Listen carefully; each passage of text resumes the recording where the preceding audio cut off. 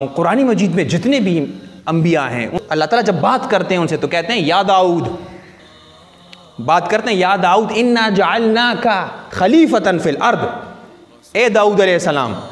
داؤد علیہ السلام ان کا نام تھا، پکارا جا رہا ہے یا داؤد ہم نے آپ کو خلیفہ بنایا، یا آدم اے آدم علیہ السلام، یا عیسیٰ انی متوفیک ورافعک الیہ اے عیسیٰ علیہ السلام، یا ابراہیم، یا یحییٰ، یا زکریا۔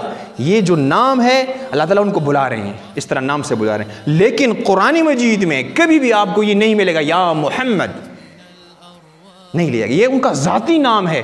لیکن رسپیکٹ دیکھیں، وہ رسپیکٹ، وہ عزت جو اللہ تعالیٰ سبحانہ و تعالیٰ رسول اللہ صلی اللہ علیہ وسلم کو دے رہے ہیں۔ یا محمد کبھی بھی نہیں کہا، بلکہ اس کے برعکس کہا یا ایھا الرسول، یا ایھا النبی، یا ایھا المزمل، یا ایھا المدثر۔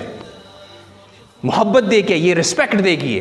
میں یہ نہیں کہہ رہا کہ اس نام کو لینا کفر ہے، یہ ایک عزت ہے، یعنی وہ ریکارڈ نہیں کر رہے اس کو یا ایھا الرسول کے الفاظ سے۔ اور یہ کیا ہے؟ آفیشل ٹائٹل ہے، فارم، یعنی ان کا کام کیا ہے، وہ اس دھرتی پر ہے کون؟ محمد تو وہ ہے، ذاتی حیثیت میں وہ محمد ہیں، لیکن ان کا کام کیا ہے، ان کا منصب کیا ہے؟ وہ ہے رسول اللہ، وہ رسول ہیں، قرآن مجید اور سنت کو لانے والے ہیں، سنت کو جاری کرنے والے ہیں۔